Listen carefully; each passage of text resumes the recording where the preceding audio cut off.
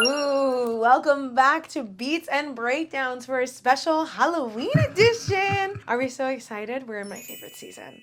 Technically not my favorite season, but you know, it's my favorite holiday. So we're gonna pretend like it's my favorite season. I wish it was in the summer, but it's fine. I am so excited to talk to you all about the Celtic holiday of Samhain today. Now, if you are familiar with pagan holidays, then you know Samhain is basically where the idea of Halloween comes from. This is going to be one of our 2 specialty holiday videos, so expect another one very, very soon. Are you as excited as I am? Because I'm definitely excited. And today's look is going to be extra special as we are doing a face chart made by the lovely Erica Artistry. I believe it's of the Countess from American Horror Story. So let's get right into it. I still don't have my clapper. Technically I do. You know what? I'm going to grab it. The clapper is broken, but we're going to do it anyway. So let's get into it.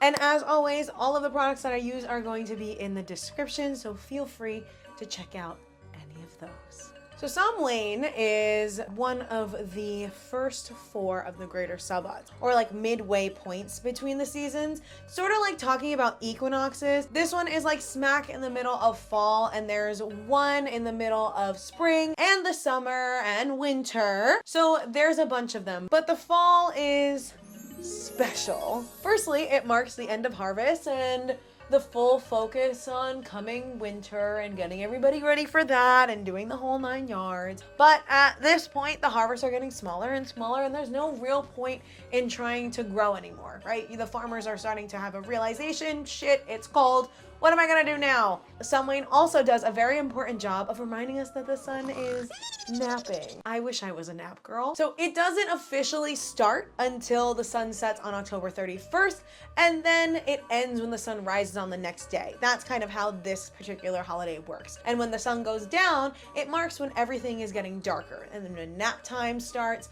the barriers between the worlds get so paper thin.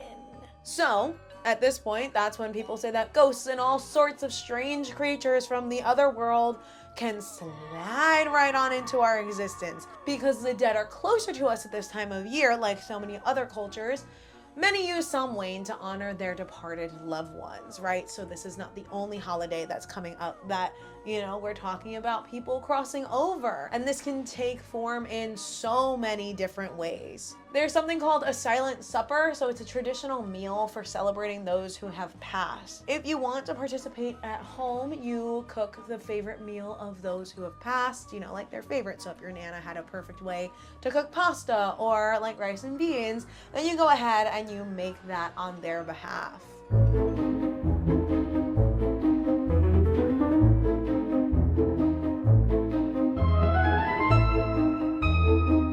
Remember, this holiday is about honoring the dead. We have literally this much between us and them at this point on Samhain, which, if you are unfamiliar with how it's pronounced, it is pronounced Samhain. It looks like Samhain, but you know, who's to say? Think about it this way. When a guest comes over your house, right? When they're coming to visit, you have the bedroom ready, you have this ready, you have their foods ready, you have snacks ready, you have everything, like an Airbnb host, right? You're basically doing the same thing for the dead. That's what's happening here. So on top of having the food ready to go, you're also going to decorate your home with decorations that they were fond of. We are all a little bit vain and a little bit narcissistic, and we like to see photos of ourselves, unless you're one of those people who don't, and by all means, you do you. But it would be helpful that while you're decorating this house, you also lay photos of the deceased out. That helps them to at least see that you are remembering them. You might call them in as well. So it's just a way to honor them and remember that they are, like, let them know that they are not forgotten.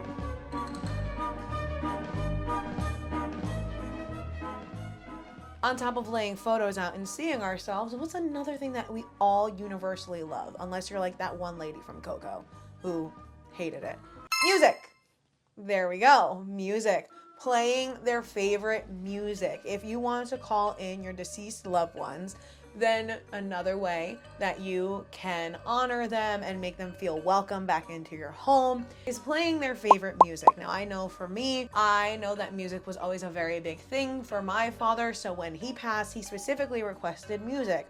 Why? Because you know, obviously party, everybody's sad, whatever, making it better. But it's a way to honor them. It's the last thing that they hear before they pass over and doing the whole thing. So we just want to make sure that they're being honored. That's a really, really big part of it. So go on Spotify now and think about like Nona's favorite hits. Just make a quick playlist if you want to talk to her on Samhain when that veil is really thin. Make a favorite hits playlist, lay out a photo of her, put out her favorite dish, see what happens. Thank me later. But it's so funny when we talk about these things because like it makes me think morbidly, maybe morbidly, whatever, about my own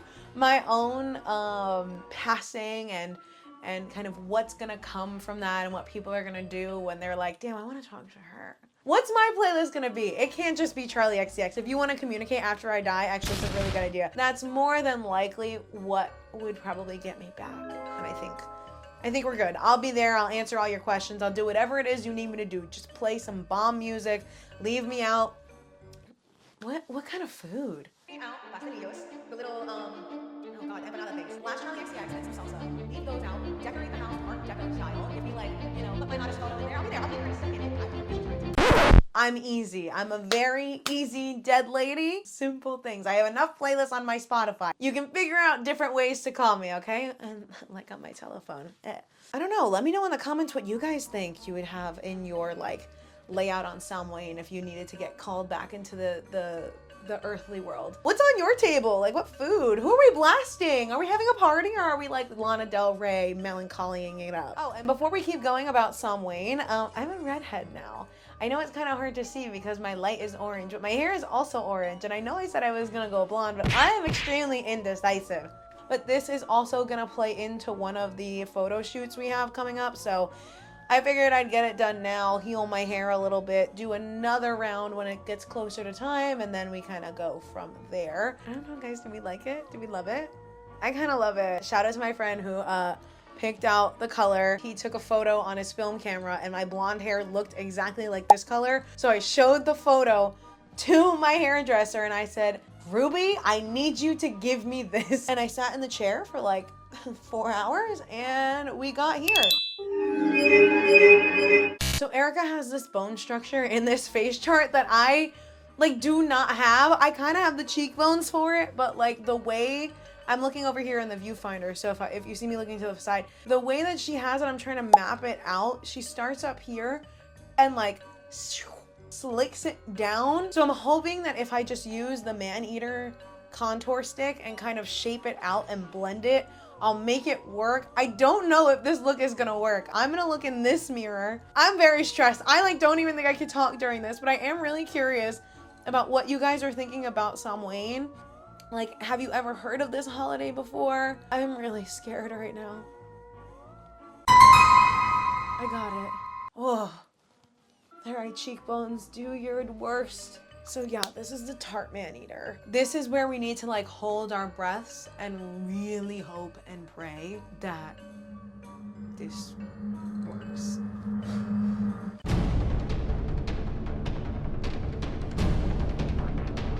I think I did it. I think, to be fair, again, I gotta have the cheekbones to start, but like I kind of did it. It's definitely like very harsh shadow. I'm gonna try and clean it up with some foundation again, using my original brush. I definitely should have used a lighter foundation for sure, because I'm pretty sure the Countess is like white. You know, you can't win them all. I am also not white. All right, enough talking about other things. Back to Samhain.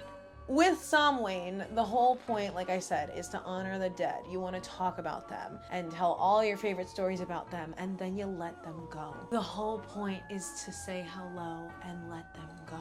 Let them cross back over. If you've, I know Day of the Dead is different than Samhain, but a really good way for you to look at this, at least the way that I'm trying to describe it to you, is if you've seen the movie Coco, if you remember when they're crossing over across that bridge to go see their families again, it's kind of like that. Does that make sense? We're gonna do a whole thing on Day of the Dead as well. Like that's gonna be its own thing, but you only have them when the sun naps, as soon as the sun sets, into the next day. The sun had a long nap. Okay, I think I can go ahead at this point and like sharpen up this contour. I feel like the bleach is giving my foundation like this weird shadow in the areas on my face where I have like little baby hairs. All right, time for my least favorite thing because it's on the face chart, bleached brows. And I hate the way that I look with a bleached brow, but that's fine because I'm gonna do what the Wiccans do best and use this as a time to let it all go.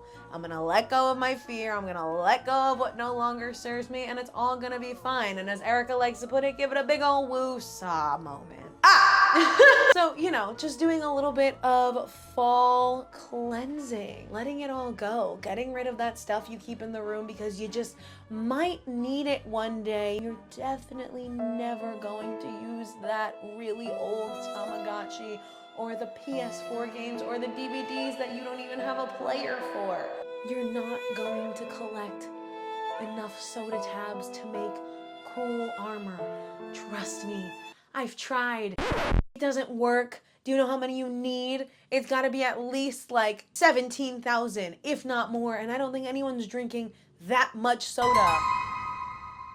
I feel like I look bald. I do not mess with a bleached brow. You know what? I'm doing this. It's for the art. It's for the art. It's for the art. So again, if you're curious about the things that I'm using, this base is all Studio Fix from MAC. The bleach brows, I'm actually using the Hourglass concealer as well as the MAC Studio Radiance on one of these little guys. And the contour has really been Man-Eater from Tarte, which I usually don't use anything from Tarte. I haven't really used much else. She doesn't have blush in this look. I'm actually gonna be using the High Point blushes in a bit of a different way, which I'm very excited for. This is gonna be like a whole lot of fun. And I think you guys have kind of seen me use it this way before, but it's not, we're gonna pretend like you didn't, okay?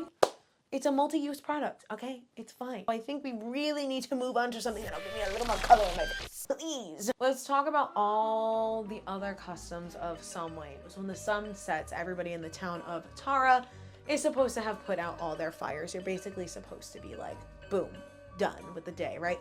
Tara is where the Irish king held ceremonies and held their power. And again, we're talking about the original Celtic stories. We're not talking about like what's going on now. When all the fires are extinguished, right? A bonfire is lit on the hill of Lachka. I think that's right. So the bonfire acts as a lighthouse, illuminating the path between the worlds, giving everybody a chance to kind of see where they can go across and visit their families. So the fire is then spread throughout the village while gathering taxes, because you can't mourn someone without paying your taxes first, right? That's how this works. Even in the original story and even in now, you gotta pay your taxes. Now, a long time ago, there was a fiery deity that would come to the hill of Tara on the night of Samhain, the same hill where the village of Tara resided. This little fiery goblin would sneak onto the hill and use its little harp.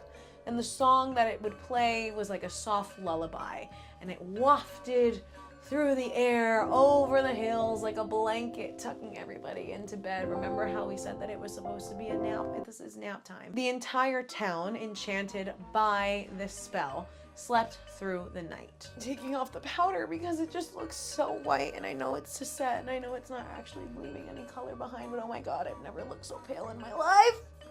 I'm also going to be using the Narcissus palette today. I'm mainly going to be using the browns at the bottom, but it's mainly going to be like Reflection and Cursed. But I'm really scared to go in with just a pure black. I'm just going to start off by using Reflection and like do the big whoosh, and then, you know, kind of see how that goes from there. So back to the little goblin. That's a sentence that I never thought I'd say. Alan, that wicked little goblin guy, he would then take his fiery power and burn the hill of Tara, and thus he would burn the power of Ireland. Leave Ireland alone at this point. I mean, first they got Alien on his hands, and now they got the British. Like, just leave him alone. So he would return from the other world every year to do it again and again and again and again, and constantly threatening the people of Tara, until one night, no one is sure of the exact events, but on the night of one Samhain, Fionn McCummel was able to stay awake while everyone was put to sleep. Who is this boy? Who is this magical boy with a lovely little Celtic name? I love it.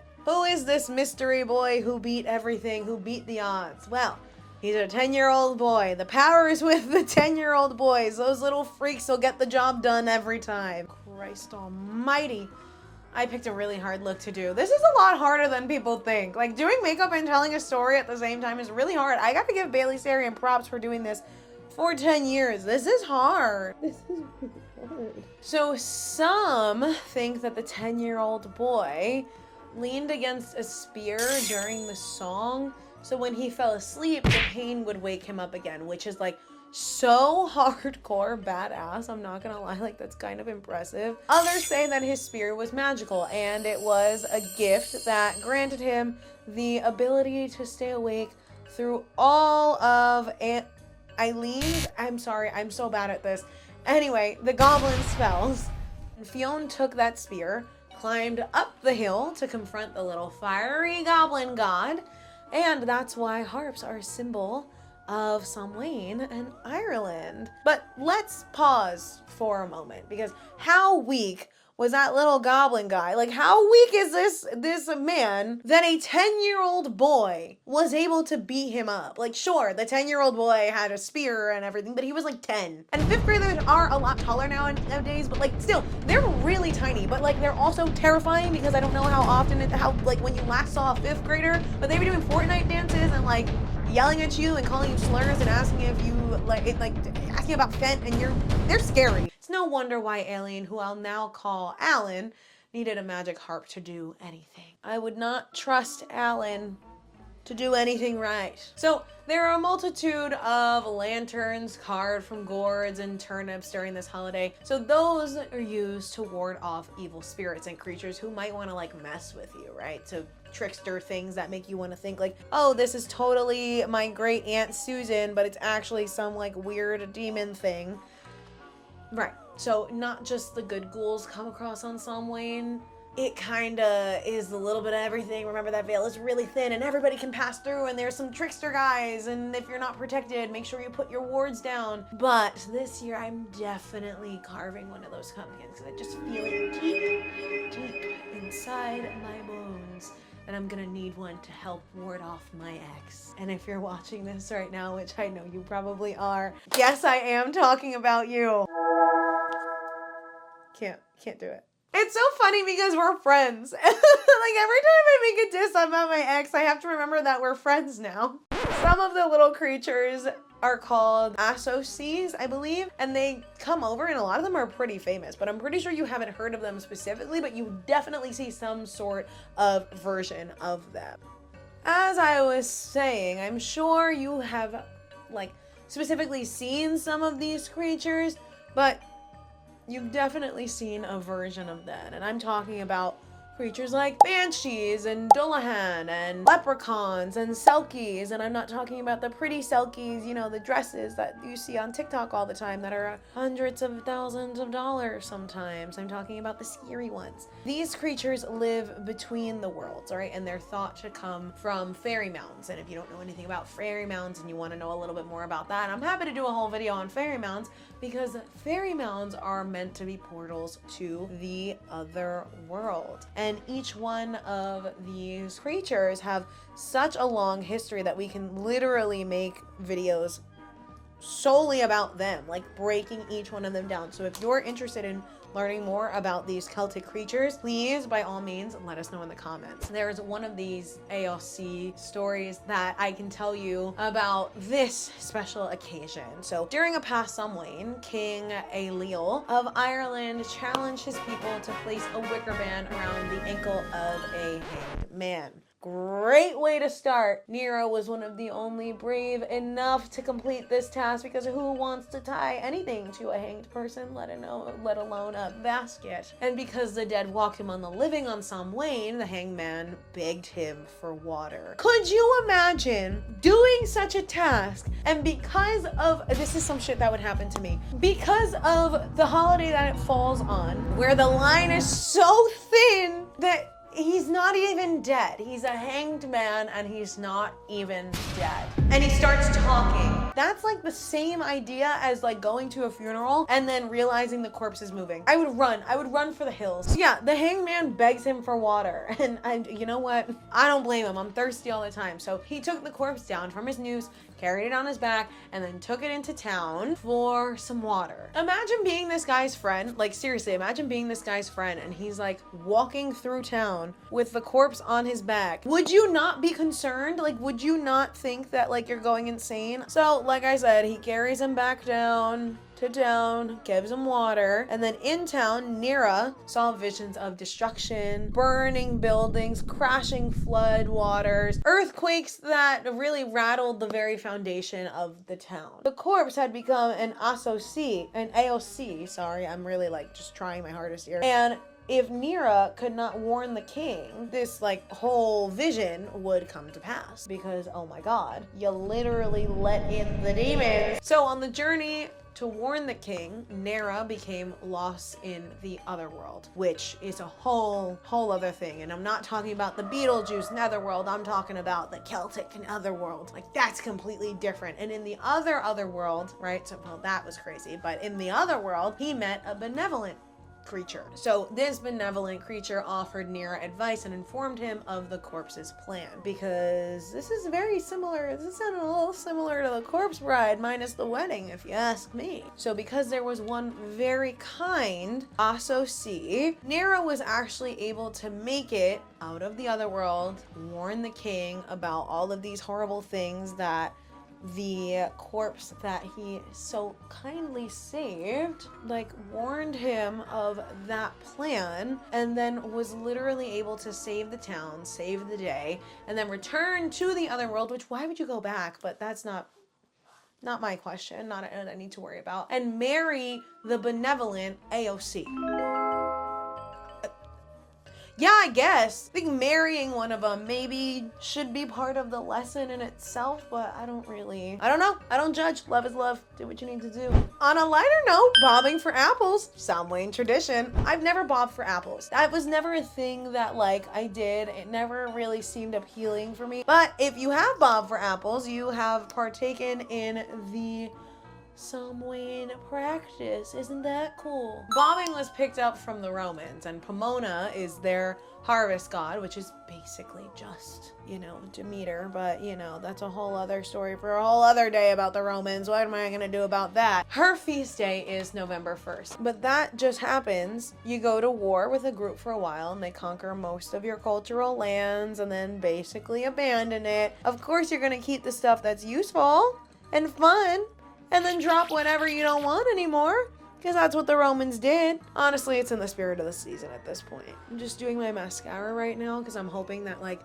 doing that will make my eyes open up a little bit and give me a little more life to this like corpsey look, which is the point. That being said, I have 2 more stories for you. If you're enjoying this, make sure you like the video. The second story that I have though is a favorite, so stay tuned. Now imagine sitting in the Irish hills, cloudy skies, the green rolling hills, and in the distance you see giants, wicked in size and appearance.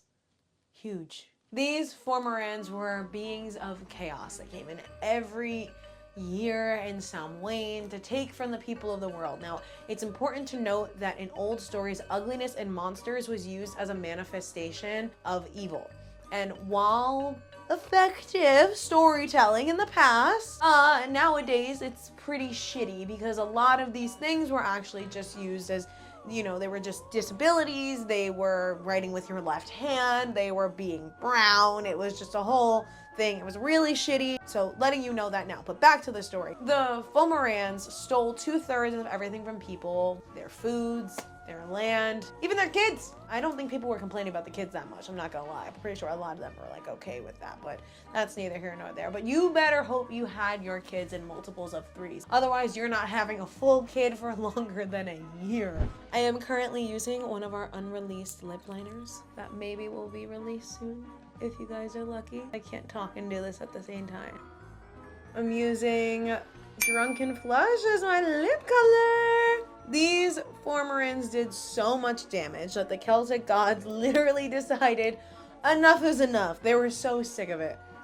The Tua de Danann, the name for the species of beings of gods. Think like the Asgardians from like Norse myths, but like not quite. So then on the next Samhain, when the Fomorans came to collect their bounty, the gods, Asgardian equivalents, they came down and they attacked them. And the battle raged all day long and brutal. So finally, Lady Morgan, the goddess of battle and prophecy, the queen that she is, led the pantheon to victory over the Fomorans and drove them out of Ireland. In these parts, we love a badass lady story, but the final story of the night is the Swan Princess. I'm using Drunken Flesh as my little wet blood on the side. I'm so excited. Story, hold on. Agnes, the god of youth, had recurrent dreams of a young woman named Care Ibrahimith, I believe. She was so beautiful that he fell madly in love with her. Now, while searching for her in the waking world, he learned that she transformed from human to swan for the year. Now, if you guys are familiar with the Swan Princess, you know we're about to have some fun, because on Samhain, she would become a human for the day. He was tested, and for their love to persist, he had to identify Cain while she was still a swan, dude. So Agnes succeeded, but Cain was still a swan for most of her life, so Agnes decided to join her. The two flew away together as swans in love, and while the story isn't exactly the same as the classic fairy tale that we know and love, there's plenty of similarities, and it no doubt inspired the most popular version of the story, Swan Lake, Barbie and the Swan Lake. Yes, Swan Lake, the story, the ballet, the beautiful ballet that every Russian ballet will do and the Met does and all those good stuff, but also Barbie Swan Lake, guys. And can we talk about the king behavior of Agnes? Come on, he found the woman of his dreams, literally found the woman of his dreams, and then acknowledged her struggles and then decided to stay with her for eternity. This is like some Shrek level where Fiona like turns back into the ogre. Bring back that. Bring back a man who'll turn into a swan for me, okay? Let's do that, okay? I'm calling you right now. If you're gonna turn into a swan for me, if I get turned into a swan, call me. Thank you all for listening to this special episode of Beats and Breakdowns. I hope you have a lovely Samhain, a happy Halloween. Please show us what you're doing for Halloween. Share your costumes. If you're using an Ambrosia lip polish or the Narcissus palette, please, by all means, tag us. Stay safe if you're trick-or-treating, and make sure to put some jack-o'-lanterns out to ward off those nasty IOCs. Don't forget to like, subscribe, follow us on Instagram and TikTok at Narcissus Beauty Go, and let us know what you want our next beats and breakdowns to be. Are there any other stories that you guys want to hear? We'd love to cover them. We've got a long list coming for you. And let me know what you think of my look. Do you think I nailed Erica's face chart? What are we thinking? Are we feeling yes? Are we feeling no? Do we like this look? I've never not had blush on, so it's been a little bit, you know, this is a weird way to look at myself. So I feel very like harsh, but I kind of like it, like harsh in a bad way. I don't know. I think Erica killed it with the face chart. I maybe have to try this again, but I kind of love it. Until next time, my dears, I will see you in the other world. Fall in love with your reflection. Bye.